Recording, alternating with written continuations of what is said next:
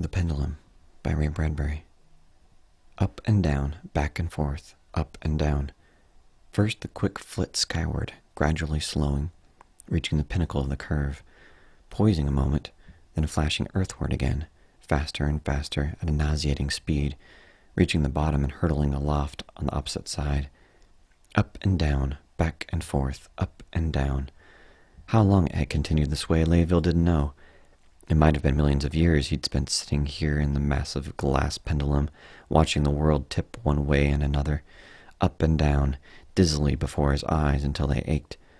Since first they had locked him in the pendulum's round glass head and set it swinging, it had never stopped or changed. Continuous, monotonous movements over and above the ground.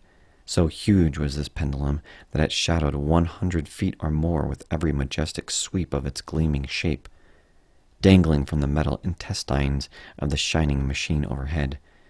It took 3 or 4 seconds for it to traverse the 100 feet one way, 3 or 4 seconds to come back. The prisoner of time, that's what they called him now. Now fettered to the very machine he had planned and constructed, a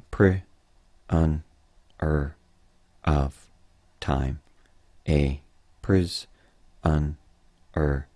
of time. With every swing of the pendulum, it echoed in his thoughts. Forever like this until he went insane. He tried to focus his eyes on the arching hotness of the earth as it swept past beneath him. They had laughed at him a few days before, or was it a week, a month, a year? He didn't know. This ceaseless pitching had filled him with an aching confusion.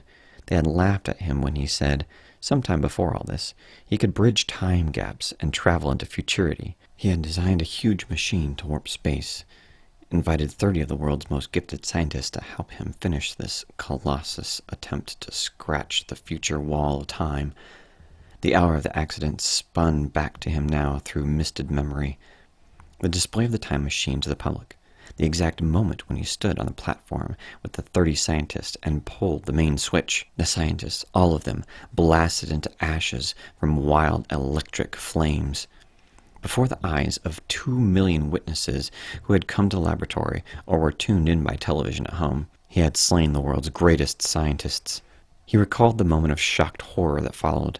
Something radically wrong had happened to the machine. He, Layville, the inventor of the machine, had staggered backward, his clothes flaming and eating up about him. No time for explanations. Then he had collapsed in the blackness of pain and numbing defeat. Swept to a hasty trial, Layville faced jeering throngs calling out for his death.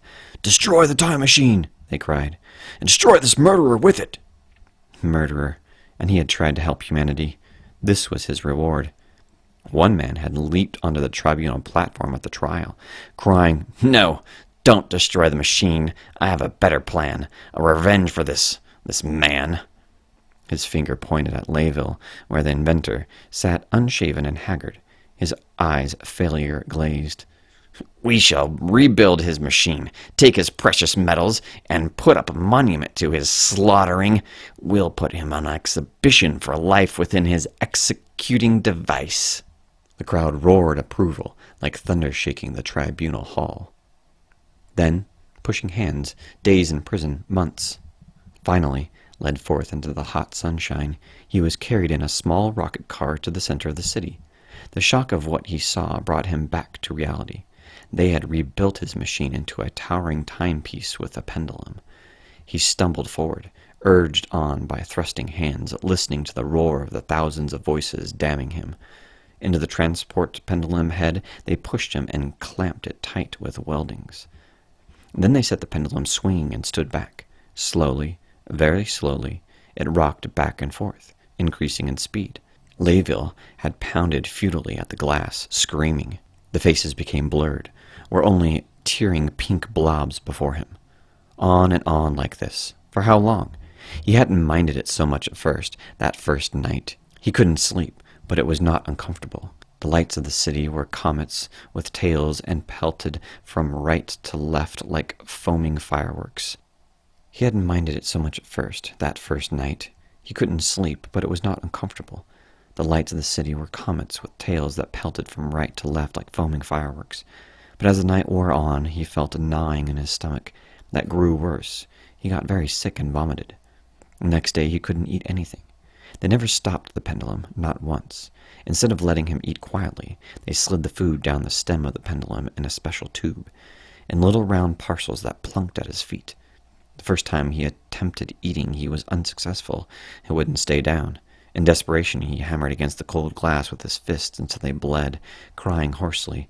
But he heard nothing but his own weak, fear-racked words muffled in his ears. After some time had elapsed, he got so that he could eat, even sleep while traveling back and forth this way. They allowed him small glass loops on the floor and leather thongs with which he tied himself down at night and slept a soundless slumber without sliding. People came to look at him. He accustomed his eyes to the swift flight and followed their curiosity-etched faces, first close by in the middle, and then far away to the right, middle again, and then to the left. He saw the faces gaping, speaking soundless words, laughing and pointing at the prisoner of time, traveling forever nowhere. But after a while the town vanished, and it was only tourists who came and read the sign that said, "This is the prisoner of time, John Layeville, who killed 30 of the world's finest scientists." The school children on the electrical moving sidewalk stopped to stare in childish awe. The prisoner of time. Often he thought of that title, God, but it was ironic that he should invent a time machine and have it converted into a clock, and that he, in its pendulum, should mete out the years, traveling with time. He couldn't remember how long it had been. The days and nights ran together in his memory.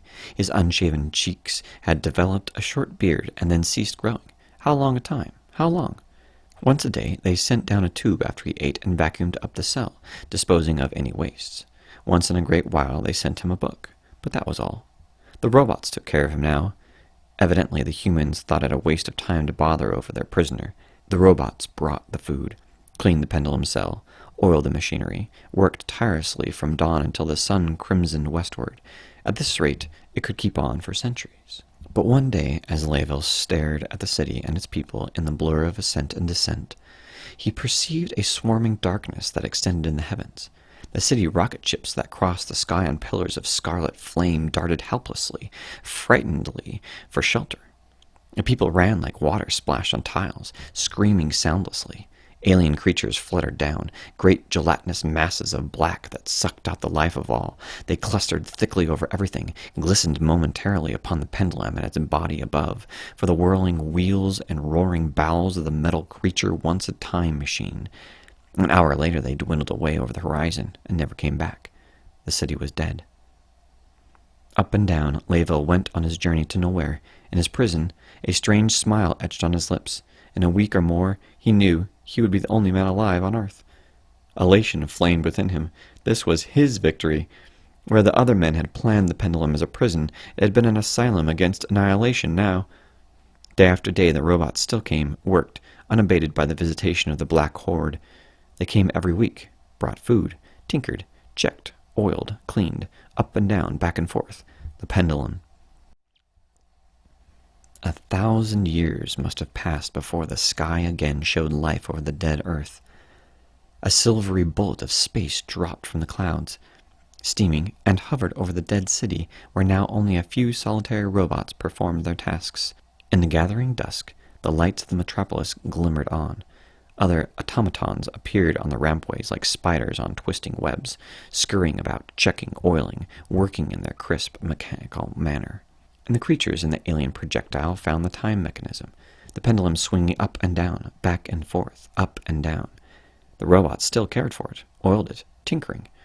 1,000 years this pendulum had swung, made of glass the round disk at the bottom was, but now when food was lowered by the robots through the tube it lay untouched. Later, when the vacuum tube came down and cleaned out the cell, it took that very food with it, back and forth, up and down. The visitors saw something inside the pendulum.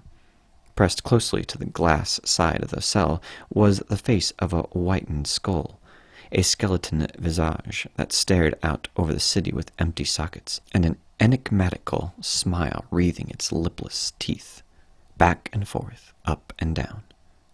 The strangers from the void stopped the pendulum in its course, ceased its swinging, and cracked open the glass cell, exposing the skeleton to view.